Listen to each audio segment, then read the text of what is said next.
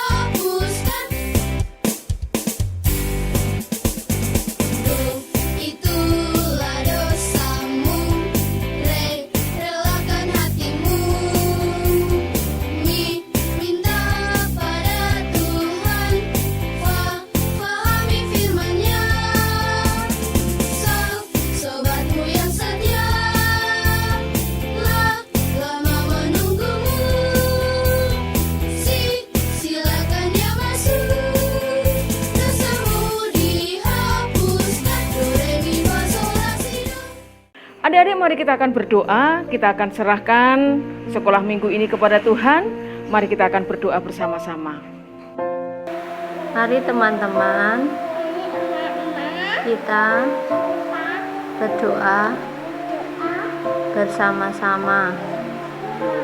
Tuhan Yesus, terima kasih atas penyertaan Tuhan, sehingga kami boleh beribadah bersama-sama. Kiranya Tuhan memberkati ibadah kami dari awal hingga akhirnya. Terima kasih Tuhan. Haleluya. Amin. Adik-adik yang dikasih Tuhan, kalian adalah anak-anak yang hebat semuanya. Kalian setia sekali untuk mendengar cerita firman Tuhan. Kita akan bersama-sama kembali mendengar cerita Alkitab pada saat ini. Mari kita akan dengarkan baik-baik cerita Alkitab hari ini.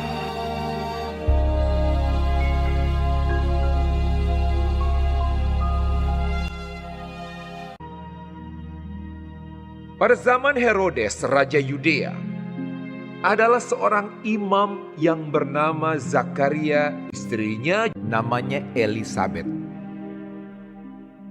Keduanya adalah benar di hadapan Allah dan hidup menurut segala perintah dan ketetapan Tuhan. Tetapi mereka tidak mempunyai anak sebab Elisabet mandul dan keduanya telah lanjut umurnya. Pada suatu kali, waktu tiba giliran rombongannya, Zakaria melakukan tugas keimaman di hadapan Tuhan. Dialah yang ditunjuk untuk masuk ke dalam bait suci dan membakar ukupan di situ. Maka tampaklah kepada Zakaria seorang malaikat Tuhan berdiri di sebelah kanan mezbah pembakaran ukupan. Melihat hal itu ia terkejut dan menjadi takut. Tetapi malaikat itu berkata kepadanya, "Jangan takut, hai Zakaria, sebab doamu telah dikabulkan, dan Elisabet istrimu akan melahirkan seorang anak laki-laki bagimu. Dan haruslah engkau menamai dia Yohanes. Engkau akan bersuka cita dan bergembira. Ia akan membuat banyak orang Israel berbalik kepada Tuhan Allah mereka." Lalu kata Zakaria kepada malaikat itu, "Bagaimanakah aku tahu bahwa hal ini akan terjadi? Sebab aku sudah tua dan istriku sudah lanjut umurnya. Jawab malaikat itu kepadanya, Akulah Gabriel yang melayani Allah, dan aku telah diutus untuk berbicara dengan engkau dan untuk menyampaikan kabar baik ini kepadamu. Sesungguhnya, engkau akan menjadi bisu dan tidak dapat berkata-kata sampai kepada hari di mana semuanya ini terjadi, karena engkau tidak percaya akan perkataanku yang akan nyata kebenarannya pada waktunya. Sementara itu seluruh umat berkumpul di luar dan sembahyang. Waktu orang banyak menanti-nantikan Zakaria, mereka menjadi heran bahwa ia begitu lama berada dalam bait suci. Ketika ia keluar, ia tidak dapat berkata-kata kepada mereka dan mengertilah mereka bahwa ia telah melihat suatu penglihatan di dalam bait suci. Lalu ia memberi isyarat kepada mereka, sebab ia tetap bisu. Ketika selesai jangka waktu tugas jabatannya, ia pulang ke rumah. Beberapa lama kemudian Elisabet istrinya mengandung, dan selama 5 bulan ia tidak menampakkan diri. Katanya, Inilah suatu perbuatan Tuhan bagiku. Dan sekarang ia berkenan menghapuskan aibku di depan orang. kemudian genaplah bulannya bagi Elisabet untuk bersalin, dan ia pun melahirkan seorang anak laki-laki. Ketika tetangga-tetangganya serta sanak saudaranya mendengar bahwa Tuhan telah menunjukkan rahmat-Nya yang begitu besar kepadanya, bersukacitalah mereka bersama-sama dengan dia. Maka datanglah mereka pada hari yang ke-8 untuk menyunatkan anak itu, dan mereka hendak menamai dia Zakaria menurut nama bapaknya. Tetapi ibunya berkata, Jangan, ia harus dinamai Yohanes. kata mereka kepadanya. Tidak ada di antara sanak saudaramu yang bernama demikian. Lalu mereka memberi isyarat kepada bapaknya untuk bertanya nama apa yang hendak diberikannya kepada anaknya itu. Ia meminta batu tulis, lalu menuliskan kata-kata ini. Namanya adalah Yohanes. Dan mereka pun heran semuanya. Dan seketika itu juga terbukalah mulutnya dan terlepaslah lidahnya. Lalu ia berkata-kata dan memuji Allah. Dan semua orang yang mendengarnya merenungkannya dan berkata, Menjadi apakah anak ini nanti?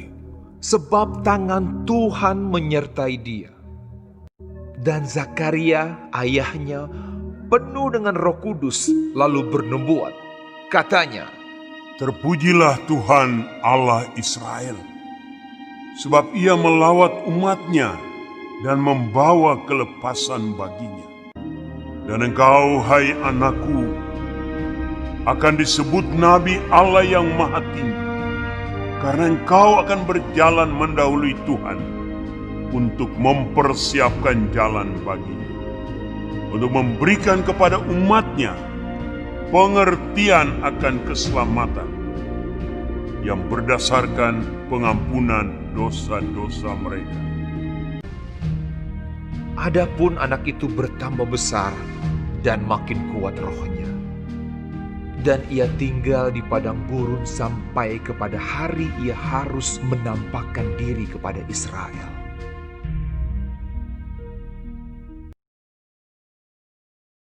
Adik-adik, tadi kalian sudah mendengar cerita, melihat cerita Alkitab hari ini. Tentang siapa? Tentang Nabi Zakaria sama Ibu Elisabet.